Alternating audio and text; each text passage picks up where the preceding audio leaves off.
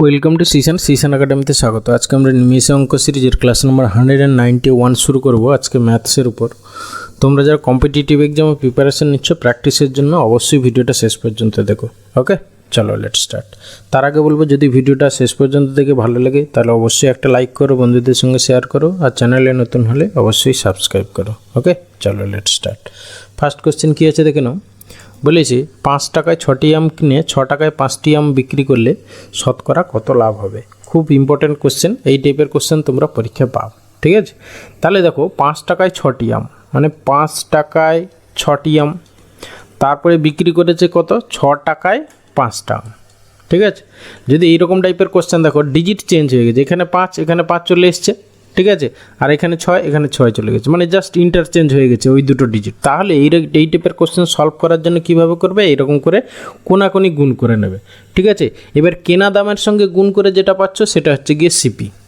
ক্রয় মূল্য মানে হচ্ছে সিপি হয়ে গেল তাহলে 25 টাকা, আর এসপি হয়ে গেল বিক্রয় দামের সঙ্গে। দেখো 6 টাকা ছিল বিক্রয় মূল্য, সেই বিক্রয় মূল্যের সঙ্গে গুণ করে যে গুণফলটা পেলাম সেটা হচ্ছে গিয়ে তোমার এসপি, মানে 36 টাকা হয়ে গেল।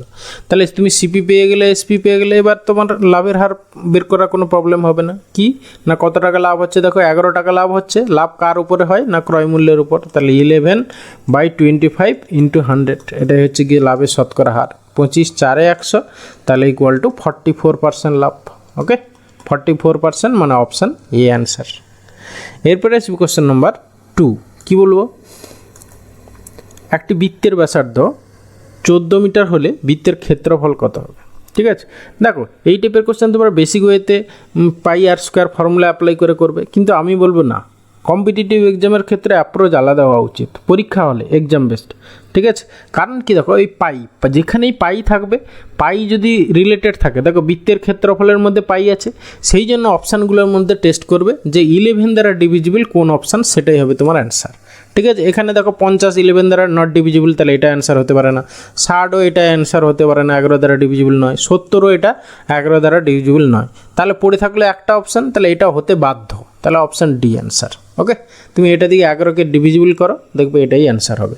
হ্যাঁ, এবার অনেকে বলবে স্যার কী করে হচ্ছে, দেখো সিওরিটির জন্য তুমি চেক করে নিতে পারো। হ্যাঁ, এটা করার দরকার নেই, এটা আমি তোমাদেরকে সিওর হওয়ার জন্য বলছি। দেখো পাই আর স্কোয়ার মানে 22/7 ইন্টু আর মানে দেখো ব্যাসার্ধ 14, ঠিক আছে, তাহলে 14 × 14, আর স্কোয়ার মানে দুবার গুণ, ঠিক আছে, তাহলে 7 2 14, ঠিক আছে, তাহলে 22 2 44, 44 × 14, 44 × 14, 14 4 56 6, 14 4 56, আর হচ্ছে গিয়ে তোমার কত থাকছে 5, 6 5 11, দেখো 61, 616 হলো না।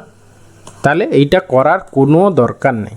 ওকে, তোমরা জাস্ট দেখবে 11-এর ডিভিজিবল কোন অপশানটা হচ্ছে, সেটাই হবে তোমার আনসার। এবার বলি, ধরো দুটো অপশান 11 দ্বারা ডিভিজিবল হলো, তখন কি করবে স্যার, না তখন কি করবে, তখন আবার করবে 11-এর পর যাবে কি 7 দ্বারা ডিভিজিবল কোন অপশানটা, সেটা হবে তোমার ফাইনাল অ্যান্সার। ঠিক আছে, যদি দুটোর মধ্যে আবার 11 দ্বারা ডিভিজিবল হয়ে যায়, তাহলে দেখবে তাদের মধ্যে যেটা আবার 7 দ্বারা ডিভিজিবল, সেটা হবে তোমার অ্যান্সার। ওকে, মনে থাকবে আশা করি। এরপরে এসে কোশ্চেন নাম্বার 3। এখানে দেখো জাস্ট কিচ্ছু নেই, a = 2, b = 3, আর হচ্ছে c = 5 বসিয়ে দাও। কারণ কি, দেখো যেটা বের করতে বলেছে সেটা উপরে 1 ডিগ্রি, নিচেও 1 ডিগ্রি ইকুয়েশান। ঠিক আছে, উপরে 1 ডিগ্রি পলিনোমিয়াল, সরি ইকুয়েশান নয়, পলিনোমিয়াল, 1 ডিগ্রি পলিনোমিয়াল, নিচেও 1 ডিগ্রি পলিনোমিয়াল। তাহলে জাস্ট তোমার এগুলোর ভ্যালু বসিয়ে দাও। কিন্তু যদি ধরো তো এইরকম থাকতো, ধরো a স্কোয়ার করে দিয়েছে, নিচে এইটা ধরো সাপোজ বি কিউব করে দিয়েছে, তখন কিন্তু এর মান 2 3 5 এরকম করে বসিয়ে করলে কিন্তু হবে না। ঠিক আছে, আর খুব একটা ওই রকম অঙ্ক দেবেও না, চিন্তা নেই। ওকে, তাহলে জাস্ট আমাদের কী করতে হবে না, জাস্ট এই মানগুলো বসিয়ে দাও, বসিয়ে সিম্পলিফাই করে। তাহলে 3টের যোগ মানে হচ্ছে কি 2 3 5 মানে 2 + 3 + 5 বাই হচ্ছে কি বি মানে কত না 3, ব্যাস। তাহলে হচ্ছে কি 5 5 10/3, 10/3 মানে হচ্ছে 3 × 1 3, মানে অপশান সি অ্যান্সার। ওকে, এরপরে সে কোশ্চেন নাম্বার 4। যদি x + 1/x = এত হয়, তাহলে এইটাগুলো আমরা জানি কি, তোমার a + b হোল স্কোয়ারের এই ফর্মুলাটা সবাই জানো নিশ্চয়ই। ঠিক আছে, a + b হোল স্কোয়ারের এর ফর্মুলা একটা আছে না, যে a - b whole square plus 4ab, এই ফর্মুলাটা সবাই আমরা জানি। তাহলে ওই ফর্মুলা অ্যাপ্লাই করে দাও। তাহলে এইটাকে যদি আমরা বোথ সাইড স্কোয়ার করি, তাহলে এই দিকেরটা 4 হয়ে যাবে, আর এই দিকেরটা হবে x - 1/x এর হোল স্কোয়ার প্লাস দেখো 4 ইন্টু এক্স ইন্টু 1/x। ওকে, এক্স এক্স কেটে গেল, তাহলে এটা শুধু 4 হয়ে গেল, এদিকে +4 মাইনাস এদিকেও +4, তাহলে দুটো কেটে গেল, তাহলে আলটিমেটলি এক্স মাইনাস 1/x এর হোল স্কোয়ার ইকুয়াল টু 0, তাহলে এইটা ইকুয়াল টু 0, মানে অপশান এ অ্যান্সার। ওকে, এরপরে এসে কোয়েশ্চেন নাম্বার 5 বলেছে দুটি ট্রেন একই স্থান থেকে ঘন্টায় 40 কিলোমিটার ও 60 কিলোমিটার বেগে একই দিকে রওনা হলো। 3 ঘন্টা পরে হবে, এখানে করে লেখা আছে 3 ঘন্টা পরে তাদের দূরত্ব কত হবে। জাস্ট কিছুই নেই, দেখো তোমার 1 ঘন্টায় তারা ধরো একটা পয়েন্ট থেকে এ যাচ্ছে 40 কিলোমিটার বেগে আর এ যাচ্ছে 60 কিলোমিটার বেগে, তাহলে 1 ঘন্টা পরে দুজনের ডিস্টেন্স কত হচ্ছে, এর যদি এটা 40 হয় আর এর যদি 60 হয়, তাহলে 1 ঘন্টা পরে দেখো এইটুকু তাদের ডিস্টেন্স হচ্ছে কত হচ্ছে 20 হচ্ছে। ঠিক আছে, তাহলে 3 ঘন্টার পরে 3 × 20 মানে 20 × 60, 60 কিলোমিটার হবে তাদের মধ্যে ডিস্টেন্স, মানে অপশান ডি হচ্ছে অ্যান্সার। ওকে, এরপরে আসি কোশ্চেন নাম্বার 6 বলেছে 250 মিটার দীর্ঘ একটি ট্রেন 150 মিটার দীর্ঘ একটি প্ল্যাটফর্মকে 40 সেকেন্ডে অতিক্রম করে, ট্রেনটির গতিবেগ কত? তাহলে আমাদের গতিবেগের ফর্মুলা কি? ভেলোসিটি ইকুয়াল টু কি? ডিস্ট্যান্স বাই হচ্ছে গিয়ে টাইম। ঠিক আছে, তাহলে এখানে ডিস্ট্যান্স দেখো যখনই প্ল্যাটফর্মকে অতিক্রম করছে মানে কি প্ল্যাটফর্ম প্লাস নিজের দৈর্ঘ্য দুটোতেই অতিক্রম, টোটালকে অতিক্রম করতে হচ্ছে, তাহলে 250 প্লাস হচ্ছে 150 মানে হচ্ছে গিয়ে তোমার 400 বাই হচ্ছে গিয়ে দেখো 40 সেকেন্ডে বাই হচ্ছে টাইম। এবার কি এটা দেখো সবগুলো দেখো কিলোমিটার পার আওয়ারে আছে, কিন্তু এটা আমাদের আসবে কি মিটার পার সেকেন্ডে, তাহলে একে কিলোমিটার পার আওয়ারে কনভার্ট করতে হবে। কীভাবে না 18/5 দিয়ে গুণ করে দেবো। ওকে, তাহলে এবার দেখো এটাতে তোমার কাটাকাটি করলে কত হবে 10 হবে। ঠিক আছে, আর এখানে 5 2 10, তাহলে 18 দিয়ে 36, 36 কিলোমিটার পার আওয়ার হবে গিয়ে তোমার ট্রেনটির গতিবেগ, মানে অপশান সি অ্যান্সার। ওকে, এরপরে আসি কোশ্চেন নাম্বার 7 বলেছে এত এর বর্গমূল কত? দেখো ধরলাম আমি, ধরো এর বর্গমূল হচ্ছে গিয়ে সাপোজ, মানে কি বলতে চাইছি এইটার বর্গমূল কত 1 2 3 4 3 2 1। দেখো এইটা দেখলেই বুঝতে পারবে, দেখো এইটার মানে একেরই, ঠিক আছে, মানে সবগুলো যেটা অ্যান্সার হবে সবগুলোর ডিজিট 1 হবে, একমাত্র অপশান এ হবে এখানে অ্যান্সার। এবার দেখো ধরো এইটা নিয়ে অন্য কিছু দেওয়া আছে, প্রথমে দেখবে ইউনিট ডিজিটটা টেস্ট করবে।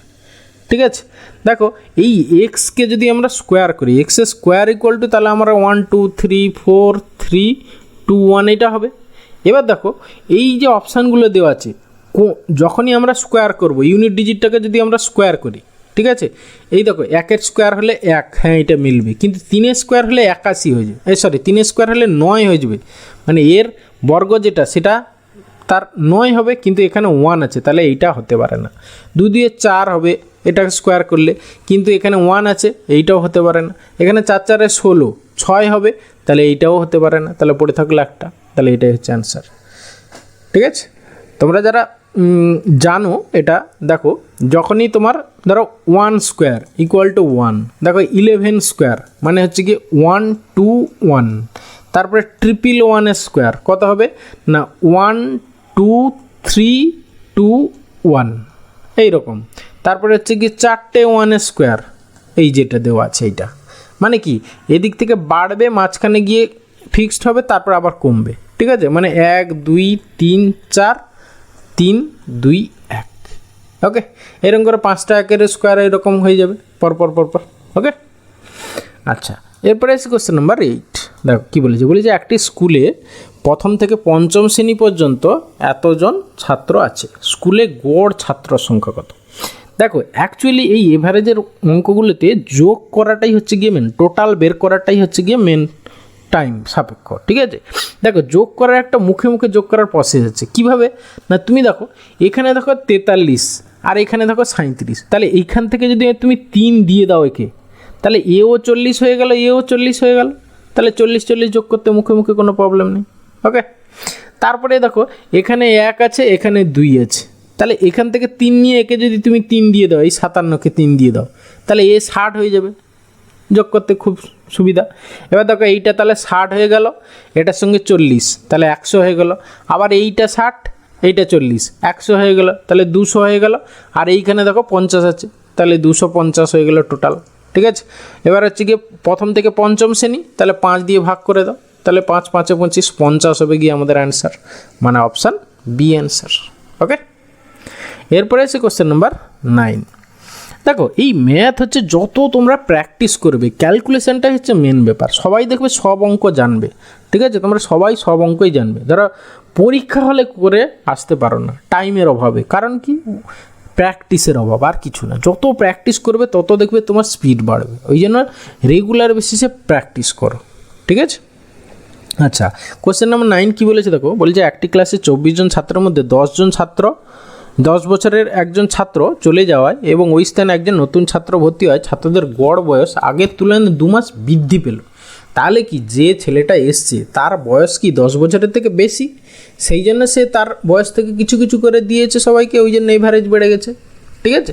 তাহলে যে নতুন ছাত্র এসছে তার বয়স কত হবে না 10 প্লাস, দেখো 24 জনের 2 মাস করে বেড়েছে, তাহলে 24 × 2 এত মাস বেড়ে গেছে, ঠিক আছে। এটাকে বছরে কনভার্ট করে নাও, বাই হচ্ছে কি 12, ব্যাস এটা হচ্ছে গিয়ে নতুন যে ছাত্রটা এসছে তার বয়স। তাহলে 12 2 এ 24, তাহলে 2 2 4 10, মানে হচ্ছে গিয়ে 14 বছর। নতুন যে ছাত্রটা এসছে তার বয়স হচ্ছে 14 বছর, মানে অপশান বি অ্যান্সার। ওকে, এরপরে আছে question number 10 and final question. কী বলেছে দেখো, বলেছে একটি শ্রেণীর 45% ছাত্রছাত্রী বাংলায়, 52% ছাত্রছাত্রী ইংরেজি এবং 17% ছাত্রছাত্রী উভয় বিষয়ে পড়াশোনা করে। শতকরা কত ভাগ ছাত্রছাত্রী দুটি বিষয় পড়ে না, ঠিক আছে। জাস্ট কিছুই নেই, দেখো বাংলা পড়ে 45, 52 হচ্ছে ইংলিশ পড়ে, আর 17% হচ্ছে উভয় বিষয় পড়ে। তাহলে হচ্ছে এখান থেকে 17 যদি বাদ দিই, এই 17 দেখো এর মধ্যেও আছে এর মধ্যেও আছে, সেই জন্য একবার বাদ দিলাম ওভার কাউন্টিংয়ের জন্য। তাহলে টোটাল কত হলো দেখো, এরা হচ্ছে কি অ্যাটলিস্ট একটা বিষয় পড়ে যেটা পাবো, তাহলে 100 থেকে ওইটা বাদ দিয়ে দেবো। তাহলে একবারে যদি করি আমরা 100 মাইনাস এইটা করলে যা হবে সেটাই হচ্ছে আমাদের অ্যান্সার, ঠিক আছে। শতকরা কত ভাগ ছাত্রছাত্রী দুটি বিষয় পড়ে না, তাহলে দেখো এটা সিম্পলিফাই করো, কত হবে দেখো 100 মাইনাস এখানে হচ্ছে কি তোমার 5 2 7, দেখো এখানেও সেই বিয়োগ করা, আমি যেটা বিয়োগ করা যোগ করা মুখে মুখে বলছিলাম, দেখো এখানে 5 আর 2 কত 7, এখানে একটা 7 আছে, 7 7 বাদ দিয়ে দাও, তাহলে পড়ে থাকলে এখানে 40 50 90, 90 থেকে 10 বাদ দাও 80, তাহলে 100 থেকে 80 বাদ দিয়ে দাও, তাহলে হচ্ছে কি 20%। ওকে, তাহলে অপশান বি হবে অ্যান্সার। এইভাবে রেগুলার, যত তুমি রেগুলার বেসিসে প্র্যাকটিস করবে তত দেখবে এই জিনিসগুলো তোমার আয়ত্তের মধ্যে চলে আসবে, ঠিক আছে। থ্যাংক ইউ ভিডিওটা শেষ পর্যন্ত দেখার জন্য। আশা করি ভালো লাগলে তাহলে অবশ্যই একটা লাইক করো, বন্ধুদের সঙ্গে শেয়ার করো, চ্যানেলে নতুন হলে অবশ্যই সাবস্ক্রাইব করো। দেখো এই কথাটা আমি তোমাদেরকে বারবার বলি, কারণ কি একটা লাইক করো, একটা শেয়ার করো, বা নতুন হলে সাবস্ক্রাইব করো, এর কারণ কি দেখো তোমরা যতই লাইক করবে, শেয়ার করবে, হ্যাঁ কমেন্ট করবে, ততই আমার ভালো লাগবে।